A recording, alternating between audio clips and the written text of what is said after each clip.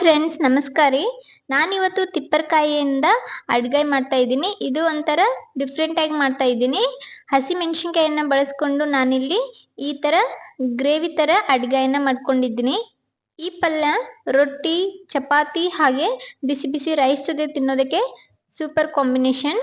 ಇವಾಗ ಇದನ್ನ ಹೇಗೆ ಮಾಡೋದಂತ ನೋಡ್ಕೊಂಡು ಬರೋಣ. ಮೊದಲಿಗೆ ಇದನ್ನ ಮಾಡ್ಲಿಕ್ಕೆ ನಾನು ಏನೆಲ್ಲ ತಗೊಂಡಿದ್ದೀನಿ ನೋಡೋಣ. ಸ್ವಲ್ಪ ಒಣ ಕೊಬ್ಬರಿ, ಎಳ್ಳು ಹಾಗೆ ಒಂದು ಸ್ವಲ್ಪ ಶೇಂಗಾ ತಗೊಂಡಿದ್ದೀನಿ. ಒಂದು ಸ್ವಲ್ಪ ಜಾಸ್ತಿನೇ ಬೆಳ್ಳುಳ್ಳಿನ ಸುರಿದಿಟ್ಕೊಂಡಿದ್ದೀನಿ. ಒಂದು 3-4 ಪೀಸ್ ಶುಂಠಿ, ಒಂದು ಸ್ವಲ್ಪ ಕೊತ್ತಂಬರಿ ಹಾಗೆ ಒಂದು ಸ್ವಲ್ಪ ಸಾಸಿವೆ ಮತ್ತು ಜೀರಿಗೆ, ಕರಿಬೇವು, ಹಸಿ ಮೆಣಸಿನಕಾಯಿ, ಅರಿಶಿನ ಪುಡಿ, ಧನಿಯಾ ಪೌಡರ್, ಸ್ವಲ್ಪ ಜೀರಾ ಪೌಡರ್. ಈ ಕಡೆ ಒಂದು 3 ತಿಪ್ಪರಕಾಯಿನ ತೊಳೆದಿಟ್ಟಿದ್ದೀನಿ. ಹಾಗೆ ಒಂದು ಸ್ವಲ್ಪ ಹುಣಸೆ ಹಣ್ಣನ್ನು ತಗೊಂಡಿದ್ದೀನಿ.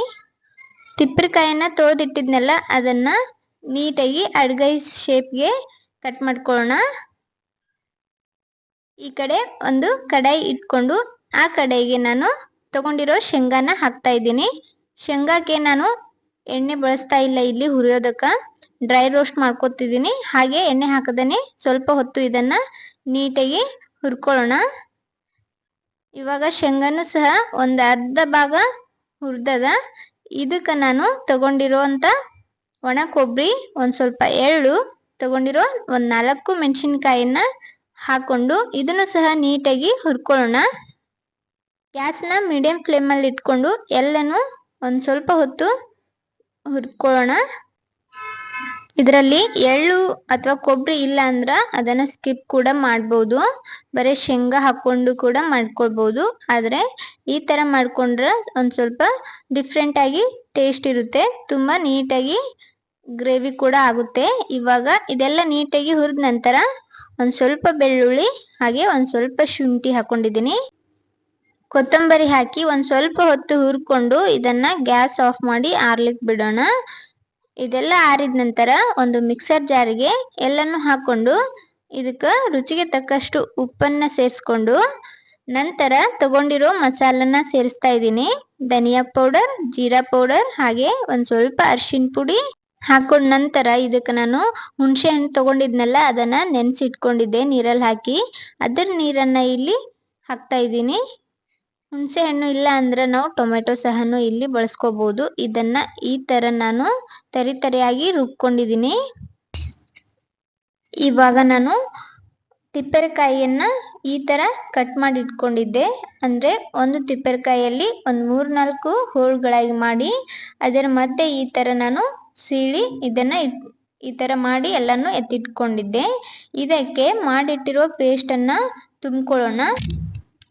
ಎಲ್ಲ ತಿಪ್ಪರಕಾಯಿ ಒಳಗೂ ಈ ತರ ತುಂಬಿ ಉಳಿದಿರೋ ಪೇಸ್ಟ್ ಅನ್ನ ಸೈಡಲ್ಲಿ ಇಟ್ಕೊಂಡಿದ್ದೀನಿ.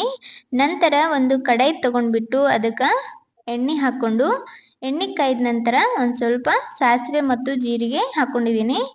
ಹಾಗೆ ಸ್ವಲ್ಪ ಬೆಳ್ಳುಳ್ಳಿ ಹಾಗೆ ಒಂದು ಸ್ವಲ್ಪ ಕರಿಬೇವು ಹಾಕೊಂಡಿದ್ದೀನಿ.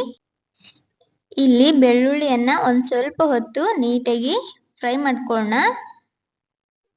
ಬೆಳ್ಳುಳ್ಳಿ ಎಣ್ಣೆ ಒಳಗೆ ಸ್ವಲ್ಪ ಕಲರ್ ಚೇಂಜ್ ಆಗಬೇಕು, ಅಲ್ಲಿವರೆಗೂ ಇದನ್ನ ಫ್ರೈ ಮಾಡ್ಕೊಳ್ಳೋಣ. ಇವಾಗ ನೋಡ್ಬೋದು ಬೆಳ್ಳುಳ್ಳಿ ಸಹ ಫ್ರೈ ಆಗ್ಯದ. ಇದಕ್ಕೆ ನಾನು ಒಂದು ಟೊಮೆಟೊವನ್ನ ಕಟ್ ಮಾಡಿ ಸೇರಿಸ್ತಾ ಇದ್ದೀನಿ. ಟೊಮೆಟೊ ಹಾಕೊಂಡು ಇದನ್ನ ಸ್ವಲ್ಪ ಹೊತ್ತು ಎಣ್ಣೆ ಒಳಗೆ ಫ್ರೈ ಮಾಡ್ಕೊಳ್ಳೋಣ. ತುಂಬಾ ಸಿಂಪಲ್ ಆಗಿ ಒಗ್ಗರಣೆ ಹಾಕೊಳ್ಬಹುದು. ನಾನಿಲ್ಲಿ ಈರುಳ್ಳಿಯನ್ನ ಬಳಸ್ತಿಲ್ಲ, ಈರುಳ್ಳಿ ಬೇಕಾದ್ರೆ ಹಾಕೊಳ್ಬಹುದು.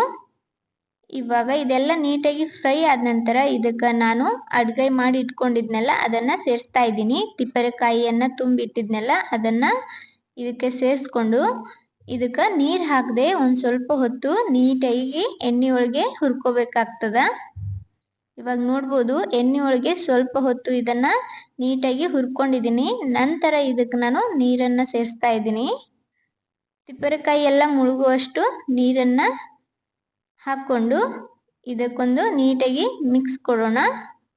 ಇಲ್ಲಿ ಬೇಕಾದ್ರೆ ನಿಮಗೆ ಉಪ್ಪು ಕಡಿಮೆ ಅನಿಸಿದ್ರೆ ಉಪ್ಪನ್ನು ಸಹ ಸೇರಿಸ್ಕೊಂಡು ಇದನ್ನ ಒಂದು 10 ನಿಮಿಷ ನೀಟಾಗಿ ಕುದಿಸ್ಕೊಂಡ್ರೆ ನಮ್ಮ ಸಿಂಪಲ್ ಆದ ತಿಪ್ಪರಕಾಯಿ ಅಡುಗೆ ರೆಡಿ ಆಗ್ತದ. ತುಂಬ ಬೇಗನೆ ಮಾಡ್ಕೊಳ್ಬಹುದು. ಟೇಸ್ಟ್ ಮಾತ್ರ ತುಂಬ ಚೆನ್ನಾಗಿರುತ್ತೆ. ಇನ್ನು ಮೇಲ್ಗಡೆ ಸ್ವಲ್ಪ ಕೊತ್ತಂಬರಿ ಹಾಕ್ಕೊಂಡು ಮಿಕ್ಸ್ ಮಾಡ್ಕೊಂಡ್ರೆ ಆಯಿತು. ಇದನ್ನು ಸರ್ವ್ ಮಾಡ್ಕೊಳ್ಬೋದು. ನೀವು ಸಹ ಒಮ್ಮೆ ಈ ಥರ ಟ್ರೈ ಮಾಡಿ. ಒಂದೇ ಥರ ಮಾಡಿ ಬೇಜಾರಾದರೆ ಒಮ್ಮೆ ಈ ಥರ ಟ್ರೈ ಮಾಡಿ ನೋಡಿ, ನೀವು ಕೂಡ ತುಂಬ ಇಷ್ಟಪಡ್ತೀರಾ. ತಿಪ್ಪೇಕಾಯಿ ಸಹ ನೀಟಾಗಿ ಕುದ್ದಿತ್ತು. ನಾನು ಇದನ್ನು ಚಪಾತಿ ಜೊತೆ ಸರ್ವ್ ಮಾಡ್ಕೊಂಡಿದ್ದೀನಿ. ಈ ಪಲ್ಯವನ್ನು ಬಿಸಿ ಬಿಸಿಯಾದ ರೊಟ್ಟಿ ಹಾಗೆ ಬಿಸಿಯಾದ ಚಪಾತಿ ರೈಸ್ ಜೊತೆ ತಿನ್ನೋದಕ್ಕೂ ಕೂಡ ಬೆಸ್ಟ್ ಕಾಂಬಿನೇಷನ್ ಅಂತ ಹೇಳ್ಬೋದು. ನೋಡಿದ್ರಲ್ಲ ಎಷ್ಟು ಚೆನ್ನಾಗಿ ಬಂದದ ತಿಪ್ಪೇಕಾಯಿ ಪಲ್ಯ. ಒಂದೇ ಥರ ಮಾಡಿಕೊಂಡು ನಿಮ್ಗೆ ಬೇಜಾರು ಅನಿಸಿದ್ರೆ ನೀವು ಸಹ ಒಮ್ಮೆ ಈ ಥರ ಟ್ರೈ ಮಾಡಿ. ಈ ರೆಸಿಪಿ ನಿಮಗೆ ಇಷ್ಟ ಆದ್ರೆ ಒಂದು ಲೈಕ್ ಕೊಡಿ. ಇದೇ ಥರದ ಇನ್ನಷ್ಟು ರೆಸಿಪಿಗೋಸ್ಕರ ರಮ್ಯಾ ಮನೆ ಅಡುಗೆ ಚಾನಲನ್ನು ಸಬ್ಸ್ಕ್ರೈಬ್ ಮಾಡ್ಕೊಳ್ಳಿ. ಯಾರೆಲ್ಲ ವಿಡಿಯೋ ನೋಡ್ತಾ ಇದ್ದೀರಾ ಎಲ್ಲರಿಗೂ ಧನ್ಯವಾದ.